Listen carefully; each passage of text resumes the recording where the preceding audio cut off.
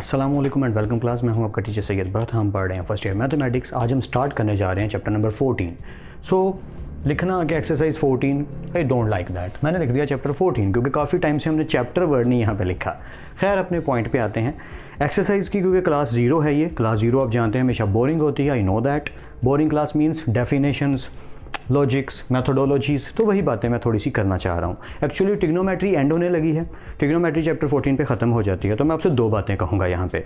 एक बात बहुत अजीब लगेगी, एक बात ठीक लगेगी। पहली बात वो जो ठीक लगेगी वो ये कि यहाँ पे बहुत ज़्यादा सारी वो चीज़ें हम पढ़ने वाले हैं जो रिवाइज़ होंगी, क्योंकि ट्रिग्नोमेट्री एंड होने लगी और फिल्म के एंड पे हमेशा स्टोरी पूरी की पूरी रिवाइज़ होती है। यहाँ पे भी कुछ ऐसा ही होने वाला है। तो जो बच्चे तो ये चैप्टर पढ़ेंगे वेल एंड गुड, काफ़ी ज़्यादा चीज़ें होंगी जो रिवाइज़ हो जाएंगी। अब जो नहीं पढ़ना चाहते हैं नहीं पढ़ेंगे, या समटाइम क्या होता है टीचर भी समटाइम निगलेक्ट कर देते हैं चैप्टर को। मुश्किल क्वेश्चन जो होता है वो निगलेक्ट कर देते हैं, इजी वाला करवा लेते हैं। मैं ऐसा एक तो नहीं करूँगा, मैं अपनी कमिटमेंट पूरी करने की कोशिश करूँगा। मैं सलमान खान तो नहीं हूँ, लेकिन मैं कोशिश पूरी करूँगा कि मैंने जो कमिट किया है कि मैंने सारे क्वेश्चन करवाने की कोशिश करनी है, तो मैं वही करूँ कि जितने भी क्वेश्चन हैं सारे करवाऊँ। दूसरी बात जो बड़ी अजीब लगेगी, एक टीचर के मुँह से पहली दफ़ा ऐसा कुछ सुनने को मिल रहा है, हाँ वो ये चैप्टर बिल्कुल इंपॉर्टेंट नहीं है। या आई नो दैट बहुत ज़्यादा लोग शॉक्ड हो जाते हैं ये लफ्ज़ और लाइन सुन के। ये चैप्टर इंपॉर्टेंट नहीं है। इसमें से एक शॉर्ट क्वेश्चन आता है मैक्सिमम और एक ऑब्जेक्टिव आती है ज़्यादातर। तो इंपॉर्टेंट कंसीडर मैं इसको ज़्यादा नहीं कर सकता। हाँ, जिन्होंने टॉप करना है, फुल मार्क्स लेने हैं, पासिंग मार्क्स भी लेने हैं, तो ये चैप्टर बुरा नहीं है, अच्छा है। काफ़ी ज़्यादा चीज़ें रिवाइज होने वाली हैं।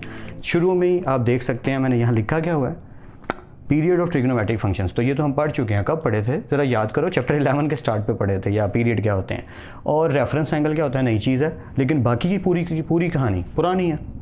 डेफिनेशन बड़ी सिंपल सी है जो लिखी हुई है।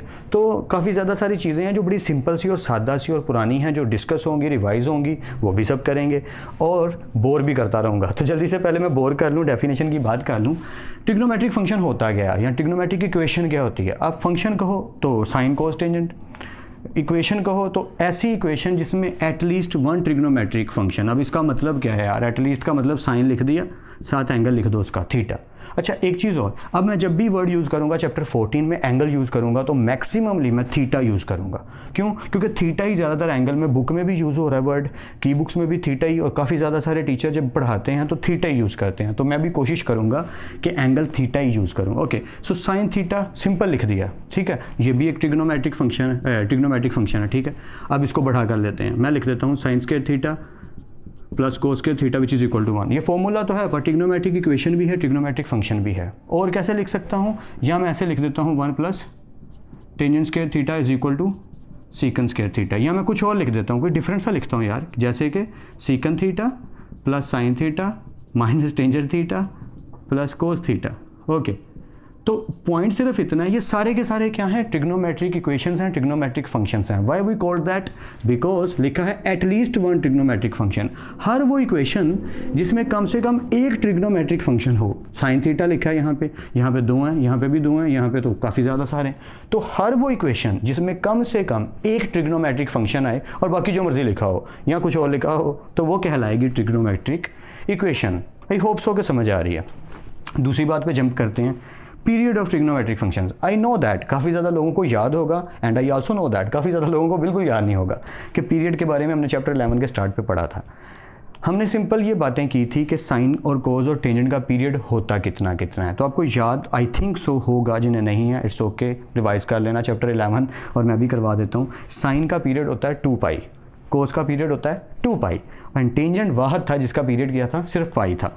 ओके, तो इसमें सिर्फ एक फ़र्क आ गया, मैंने सिर्फ इसका लिखा, बाकियों का भी लिख देता हूँ। एक फ़र्क याद रखिएगा, हम इसमें करने वाले हैं चैप्टर 14 की बात। चैप्टर 14 की जब बात आती है तो यहाँ पे हमें रेफरेंस एंगल की बातें करनी होती हैं, इसलिए क्योंकि अब जब हम लिखेंगे अपना ट्रिग्नोमेट्रिक फंक्शन का पीरियड तो हम 2 पाई नहीं लिखेंगे, तो पाई के साथ लिखेंगे n। अब इसकी रीज़न क्या है, लॉजिक है, उसको छोड़ो, बस रट्टा लगाने के लिए ये याद कर लो कि हमने क्या करना है कि जब चैप्टर 14 की बात करनी है तो पीरियड को जब डिस्कस करना है, जो कि अब होगा बहुत ज़्यादा, बार बार होगा कि पीरियड क्या है, रेफरेंस एंगल क्या है, ये बातें होंगी।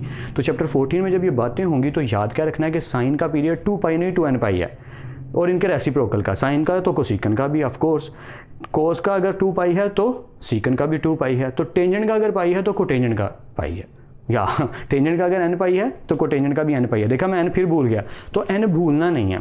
साइन कोस का 2n पाई, टेंजेंट का n पाई, रट्टा प्रॉपर पक्का याद करना है, रट्टा लगाना है। अब बात करते हैं रेफरेंस एंगल की। देखें ये वर्ड अब बार बार आने वाला है, तो स्टोरी कार्टेशियन प्लेन की वही है जो स्टार्टिंग पे पढ़ी थी, मैं थोड़ी सी रिवाइज करवाने लगा हूँ जस्ट आपको। और मैं डिग्रीज में नहीं लिखूंगा, मैं स्पेसिफिकली रेडियन में यानी पाई फॉर्म में लिखूंगा ताकि आपको याद रहे। क्वेश्चन 1 से हम ऑनवर्ड अच्छे से काम करना शुरू कर देंगे और हमें सिंपली बहुत आसान क्वेश्चन लगेंगे। ये चैप्टर की एक क्वालिटी तो ये है, बहुत आसान क्वेश्चन हैं।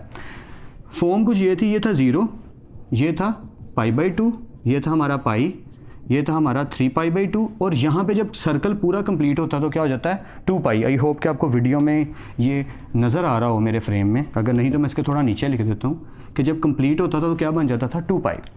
रेफरेंस एंगल की स्टोरी कुछ इस तरीके से है, जैसे अगर आप अपना क्वेश्चन नंबर 1 देखें चैप्टर 14 का, एक्सरसाइज 14 का, तो लिखा होगा sine -3/2, sine is equal to theta, यानी sine theta is equal to -3/2।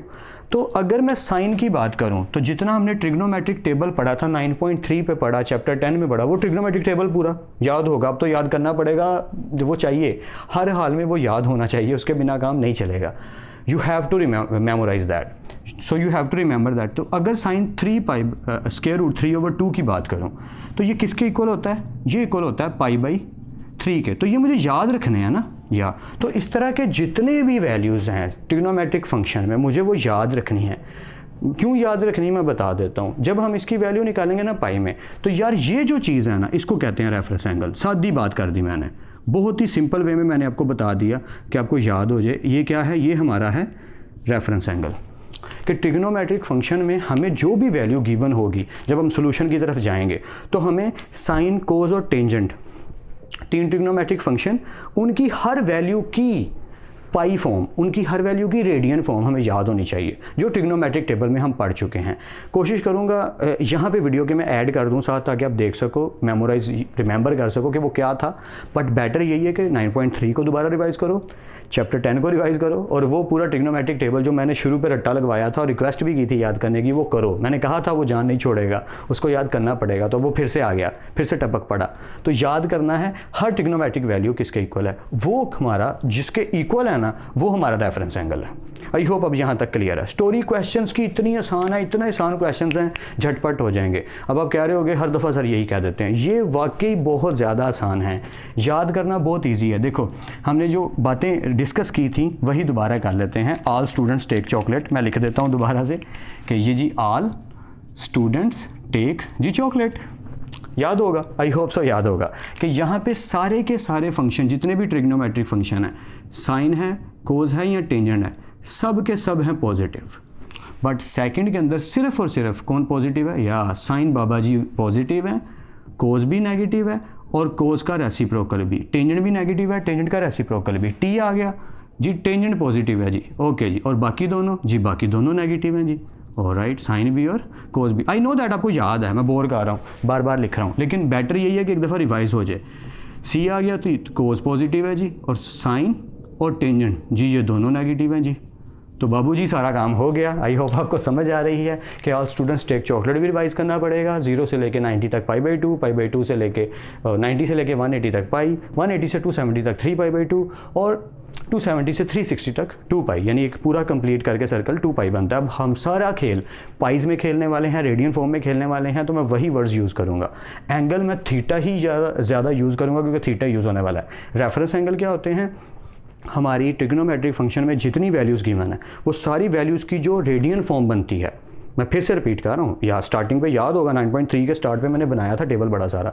Chapter 10 पूरे में वो यूज़ ही होता रहा है, बार बार होता रहा है, और 10.1 में भी आपको दिखेगा कि वो टेबल के अंदर जितनी ट्रिग्नोमेट्रिक टेबल में वैल्यूज़ लिखी हैं वो आपने याद करनी हैं। तो जल्दी से क्लास 1 की तरफ मूव करते हैं, इस क्लास को ओवर करते हैं। ये बातें समझ आ गई होंगी, आई होप सो, या नेक्स्ट क्लास में मिलते हैं। तब तक अपना और अपने घर वालों का ख्याल रखिएगा। खुदा आप सबको खुश रखे और कामयाब करे। खूब मेहनत करते रहिए लेकिन स्मार्ट वर्क के साथ। अल्लाह हाफिज़ क्लास।